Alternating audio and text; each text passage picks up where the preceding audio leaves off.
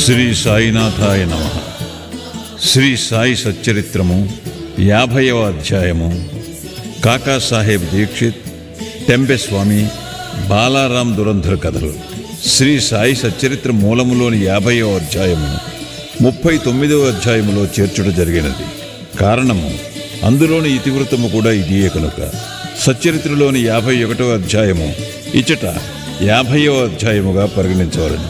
భక్తులకు ఆశ్రయమైన శ్రీ సాయికి జయమగుగాక. వారు మన సద్గురువులు. వారు మనకు గీతార్థమును బోధించెదరు, మనకు సర్వశక్తులను కలుగజేయుదురు. ఓ సాయి, మా యందు కనికరించుము, మమ్ము కటాక్షింపుము. చందన వృక్షములు మలయ పర్వతముపై పెరిగి వేడిని పోగొట్టును. మేఘములు వర్షమును కురిపించి చల్లదనము కలుగజేయుచున్నవి. వసంత ఋతువునందు పుష్పములు వికసించి అవి దేవుని పూజ చేయుటకు వీలు కలుగు చేయుచున్నవి. అట్లనే సాయిబాబా కథలు మనకు ఊరటను సుఖశాంతులను కలుగుజేయుచున్నవి. సాయి కథలు చెప్పువారును వినువారును ధన్యులు, పావనులు. చెప్పువారి నోరును వినువారి చెవులను పవిత్రములు. కాకాసాహెబ్ దీక్షిత్ మధ్య పరగణాలలోని ఖాండ్వా గ్రామమందు వడనగర నాగర బ్రాహ్మణ కుటుంబములో హరిసీతారాం ఉరఫ్ కాకాసాహెబ్ దీక్షిత్ జన్మించాను. ప్రాథమిక విద్యను ఖాండ్వా, హింగన్ ఘాటులలో పూర్తి చేశాను. నాగపూర్లో మెట్రిక్ వరకు చదివాను. బొంబాయిలోని విల్సన్, ఎల్ఫిన్స్టన్ కాలేజీలలో చదివి 1883లో పట్టభద్రుడయ్యాను. న్యాయవాది పరీక్షలో కూడా ఉత్తీర్ణుడై లిటిల్ అండ్ కంపెనీలో కొలువునకు చేరెను. తుదకు తన సొంత న్యాయవాదుల కంపెనీ పెట్టుకొనెను. 1909కి ముందు సాయిబాబా పేరు కాకాసాహెబ్ దీక్షిత్కు తెలియదు. అటు పిమ్మట వారు బాబాకు గొప్ప భక్తులయ్యి ఒకానొకప్పుడు లోనావాలాలో ఉన్నప్పుడు తన పాత స్నేహితుడకు నానాసాహెబ్ చాందోర్కర్ను చూచెను. ఇద్దరునూ కలిసి ఏవో విషయములు మాట్లాడుకునిరి. కాకాసాహెబ్ తాను లండనులో రైలుబండి ఎక్కుచుండగా కాలు జారిపడిన అపాయమును గూర్చి వర్ణించెను. 100 కొలది ఔషధములు దానిని నయము చేయలేకపోయాను. కాలు నొప్పియు కుంటితనమును పోవలనచో అతడు సద్గురువగు సాయి వద్దకు పోవలనని నానాసాహెబు సలహా ఇచ్చెను. సాయిబాబా విషయమై పూర్తి వృత్తాంతమును విశదపరిచెను. సాయిబాబా, నా భక్తుని సప్త సముద్రముల మీద నుంచి కూడా పిచ్చుక కాలికి దారము కట్టి ఈడ్చున్నట్లు లాగుకుని వచ్చేదను అను వాగ్దానమును, ఒకవేళ వాడు తనవాడు కానిచో వాడు తనచే ఆకర్షింపబడడు అనియు వాడు తన దర్శనమే చేయలేడనియు బాబా చెప్పిన సంగతి తెలియజేశాను. ఇదంతయు విని కాకాసాహెబ్ సంతసించి సాయిబాబా వద్దకు పోయి వారిని దర్శించి, కాలు యొక్క కుంటితనము కంటే నా మనస్సు యొక్క కుంటితనమును బాగుచేసి శాశ్వతమైన ఆనందమును కలుగు చేయమని వేడుకొనిదనని నానాసాహెబ్తో చెప్పాను.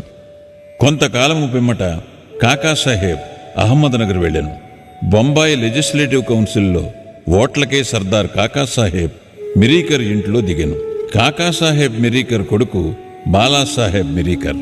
వీరు కోపర్గాముకు మామల్తదారు. వీరు కూడా గుర్రపు ప్రదర్శన సందర్భంలో అహ్మద్నగర్ వచ్చి ఉండిరి. ఎలక్షన్లు పూర్తయిన పిమ్మట కాకాసాహెబ్ షిరిడీకి పోవ నిశ్చయించుకొనెను. మిరీకర్ తండ్రి కొడుకులు వీరిని ఎవరి వంట షిరిడీకి పంపవలనా అని ఆలోచించుచుండిరి. షిరిడీలో సాయిబాబా వీరిని ఆహ్వానించుటకు సిద్ధపడుచుండెను. అహ్మద్నగర్లోనున్న శ్యామా మామగారు తన భార్య ఆరోగ్యము బాగా లేదనియు శ్యామాను తన భార్యతో కూడా రావలసినదనియు టెలిగ్రామ్ ఇచ్చిరి. బాబా ఆజ్ఞను పొంది శ్యామ అహ్మద్నగరు చేరి తన అత్తగారికి కొంచెము నయముగా నున్నదని తెలుసుకొనెను. మార్గములో గుర్రపు ప్రదర్శనమునకు పోవుచున్న నానాసాహెబ్ పాన్సే, అప్పాసాహెబ్ గద్రే శ్యామాను కలిసి మిరీకర్ ఇంటికి పోయి కాకాసాహెబ్ దీక్షితుని కలిసి వారిని షిరిడీకి తీసుకుని వెళ్లమనిరి. కాకాసాహెబ్ దీక్షితుకు మిరీకరులకు శ్యామ అహ్మద్నగర్ వచ్చిన విషయము తెలియజేసిరి. సాయంకాలము శ్యామ మిరీకరుల వద్దకు పోయెను. వారు శ్యామకు కాకాసాహెబ్ దీక్షితుతో పరిచయము కలుగజేశారు. శ్యామ కాకాసాహెబ్ దీక్షితుతో కోపర్గాముకు ఆనాటి రాత్రి 10 గంటల రైల్లో పోవాలని నిశ్చయించిరి. ఇది నిశ్చయించిన వెంటనే ఒక వింత జరిగాను. బాబా యొక్క పెద్ద పటము మీద తెరను బాలాసాహెబ్ మిరీకర్ తీసి దానిని కాకాసాహెబ్ దీక్షిత్కు చూపాను.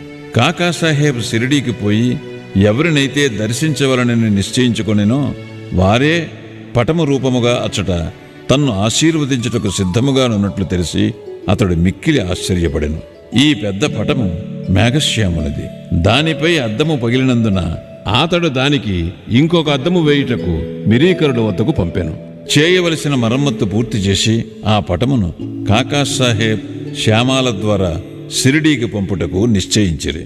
10 గంటల లోపల స్టేషన్కు పోయి టిక్కెట్టు కొనిరి. బండి రాగానే సెకండ్ క్లాస్ క్రిక్కిరిసి ఉండుటచే వారికి జాగా లేకుండెను. అదృష్టవశాత్తు గార్డు కాకాసాహెబ్ స్నేహితుడు. అతడు వారిని ఫస్ట్ క్లాసులో కూర్చుండబెట్టెను. వారు సౌఖ్యముగా ప్రయాణము చేసి కోపర్గాములో దిగిరి. బండి దిగగానే షిరిడీకి పోవుటకు సిద్ధముగానున్న నానాసాహెబ్ చందోర్కర్ను చూచి మిక్కిలి ఆనందించిరి. కాకాసాహెబు నానాసాహెబు కౌగులించుకొనిరి. వారు గోదావరిలో స్నానము చేసిన పిమ్మట షిరిడీకు బయలుదేరిరి. షిరిడీ చేరి బాబా దర్శనము చేయగా కాకాసాహెబు మనస్సు కరిగెను. కండ్లు ఆనంద బాష్పములచే నిండెను. అతడు ఆనందముచే పొంగి పొరలుచుండెను. బాబా కూడా వారి కొరకు తాము కనిపెట్టుకుని ఉన్నట్లును వారిని తోడ్కొని వచ్చుటకై శ్యామాను పంపినట్లును తెలియజేశెను. పిమ్మట కాకాసాహెబు బాబాతో ఎన్నో సంవత్సరములు సంతోషముగా గడిపెను. షిరిడీలో ఒక వాడాను కట్టి దానినే తన నివాస స్థలముగా చేసుకునెను. అతడు బాబా వల్ల పొందిన అనుభవములు లెక్కలేనన్ని గలవు. వాటినన్నిటినీ ఇచ్చట పేర్కొనలేము. ఈ కథను ఒక విషయముతో ముగించెదము. బాబా కాకాసాహెబుతో అంత్యకాలమున నిన్ను విమానములో తీసుకుని పోయేదను అన్న వాగ్దానము సత్యమైనది. 1926వ సంవత్సరము జూలై 5వ తేదీన అతడు హేమాడ్ పంతుతో రైలు ప్రయాణము చేయుచు బాబా విషయం మాట్లాడుచు సాయిబాబా యందు మనస్సు లీనము చేశాను. ఉన్నట్లుండి తన శిరమును హేమాడ్ పంతు భుజముపై వాల్చి ఏ బాధయు లేక ఎట్టి చిగాకు పొందక ప్రాణములు విడిచెను. శ్రీ టెంబెస్వామి యోగులు ఒకరినొకరు అన్నదమ్ముల వలె ప్రేమించుకునేదరు. ఒకానొకప్పుడు శ్రీ వాసుదేవానంద సరస్వతి స్వాముల వారు అనగా టెంబెస్వామి రాజమండ్రిలో మకాం చేసిరి. ఆయన గొప్ప నైష్ఠికుడు, పూర్వాచార పరాయణుడు, జ్ఞాని, దత్తాత్రేయుని యోగి భక్తుడు. నాందేడు ప్లీడరగు పుండలీకరావు వారిని చూచుటకై కొంతమంది స్నేహితులతో రాజమండ్రికి పోయాను.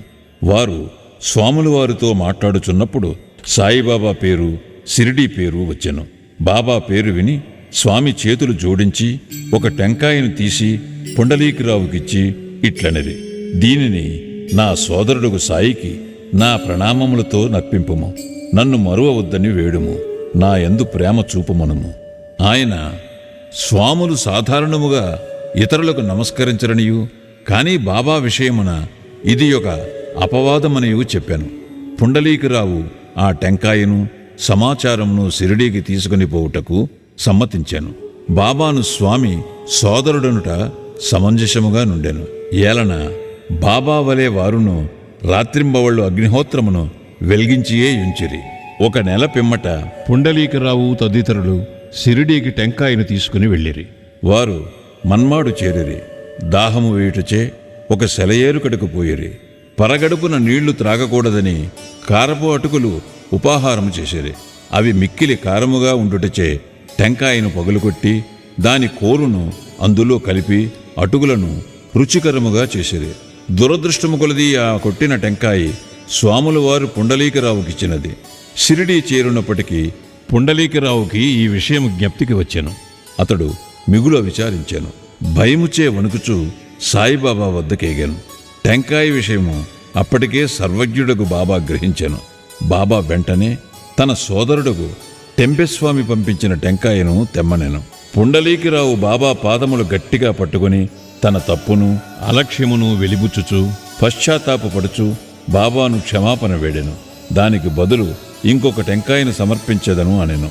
కాని బాబా అందులకు సమ్మతించలేదు. ఆ టెంకాయ విలువ సాధారణ టెంకాయకు ఎన్నో రెట్లనియు దాని విలువకు సరిపోవుదింకొకటి లేదనియు చెప్పుచూ నిరాకరించాను.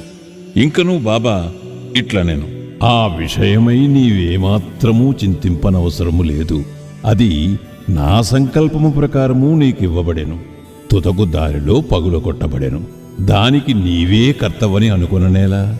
మంచి కాని చెడ్డ కాని చేయుటకు నీవు కర్తవని అనుకొనరాదు. గర్వాహంకారరహితుడు వెయ్యుండు, అప్పుడే నీ పరచింతన అభివృద్ధి పొందును. ఎంత చక్కని వేదాంత విషయమును బాబా బోధించెనో చూడుడు. బాలారాం దురంధర్ బొంబాయికి దగ్గరున్న శాంతాక్రజులో పఠారే ప్రభుజాతికి చెందిన బాలారాం దురంధర్ అనువారుండిరి. వారు బొంబాయి హైకోర్టులో న్యాయవాది. కొన్నాళ్లు బొంబాయి న్యాయశాస్త్ర కళాశాలకు ప్రిన్సిపాల్గా నుండెను. దురంధర్ కుటుంబంలోని వారందరూ భక్తులు, పవిత్రులు, భగవచ్చింతన కలవారు. బాలారాం తన జాతికి సేవ చేశాను. ఆ విషయమై ఒక గ్రంథము రాశాను. అటు పిమ్మట తన దృష్టిని మతము, ఆధ్యాత్మిక విషయముల వైపు మరలించాను. గీతను, జ్ఞానేశ్వరిని, వేదాంత గ్రంథములను, బ్రహ్మ విద్య మొదలగు వానిని చదివాను. అతడు పండరీపుర విఠోబా భక్తుడు. అతనికి 1912లో సాయిబాబాతో పరిచయము కలిగాను. 6 నెలలకు పూర్వము తన సోదరులకు బాబుల్జీయును, వామనరావును షిరిడీకి పోయి బాబా దర్శనము చేసిరి. ఇంటికి వచ్చి వారి అనుభవములను బాలారామునకు, ఇతరులకు చెప్పిరి. అందరూ బాబాను చూడ నిశ్చయించిరి. వారు షిరిడీకి రాకమునిపే బాబా ఇట్లు చెప్పాను: ఈ రోజున నా దర్బారు జనులు వచ్చుచున్నారు.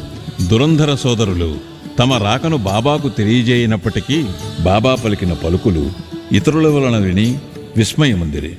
తక్కిన వారందరూ బాబాకు సాష్టాంగ నమస్కారము చేసి వారితో మాట్లాడుచూ కూర్చునియుండిరి. బాబా వారితో ఇట్లనెను: వీరే నా దర్బారు జనులు. ఇంతకు ముందు వీరి రాకయే మీకు చెప్పియుంటిని. బాబా దురంధర సోదరులతో ఇట్లనెను: గత 60 తరముల నుండి మనముండురలము పరిచయము గలవారము. సోదరులందరూ వినయ విధేయతలు గలవారు. వారు చేతులు జోడించుకొని నిలిచి బాబా పాదముల వైపు దృష్టిని నిగిడించిరి. సాత్విక భావములు అనగా కండ్ల నీరు కారుట, రోమాంచము, వెక్కుట, గొంతుగా ఆర్చుకొని పోవుట మొదలగునవి వారి మనస్సులను కరిగించెను. వారందరూ ఆనందించిరి. భోజనానంతరము కొంత విశ్రమించి తిరిగి మసీదుకు వచ్చిరి. బాలారాం బాబాకు దగ్గరగా కూర్చొని బాబా పాదములు ఒత్తుచుండెను. బాబా చిరుము త్రాగుచూ దానిని బాలారామునికిచ్చి పీల్చుమనెను. బాలారాం చిరుము పీల్చుటకు అలవాటు పడి ఉండలేదు. అయినప్పటికీ దానిని అందుకొని కష్టముతో పీల్చాను. దానిని తిరిగి నమస్కారములతో బాబాకు అందజేశాను. ఇదియే బాలారామునకు శుభ సమయము. అతడు 6 సంవత్సరముల నుండి ఉబ్బసము వ్యాధితో బాధపడుచుండెను. ఈ పొగ అతని వ్యాధిని పూర్తిగా నయము చేశాను. అది అతనిని తిరిగి బాధ పెట్టలేదు. 6 సంవత్సరముల పిమ్మట ఒకనాడు ఉబ్బసము మరల వచ్చెను. అదే రోజు అదే సమయమందు బాబా మహాసమాధి చెందెను. వారు షిరిడీకి వచ్చినది గురువారం. ఆ రాత్రి బాబా చావడి ఉత్సవము చూచు భాగ్యము దురంధర సోదరులకు కలిగెను. చావడిలో హారతి సమయమందు బాలారాము బాబా ముఖమునందు పాండురంగని తేజస్సును, ఆ మరుసటి ఉదయము కాకడ హారతి సమయమందు అదే కాంతిని, పాండురంగ విఠలుని ప్రకాశమును బాబా ముఖమునందు కనెను. బాలారాం దురంధర్ మరాఠీ భాషలో తుకారాం జీవితమును వ్రాసెను. అది ప్రకటింపబడకమునిపే అతడు చనిపోయాను. 1928లో అతని సోదరులు దానిని ప్రచురించిరి. అందు బాలారాం జీవితము ప్రప్రథమమును వ్రాయబడెను. అందు వారు షిరిడీకి వచ్చిన విషయము చెప్పబడి ఉన్నది. శ్రీ సాయినాథాయ నమః. 50వ అధ్యాయము సంపూర్ణము. సద్గురు శ్రీ సాయినాథార్పణమస్తు. శుభం భవతు.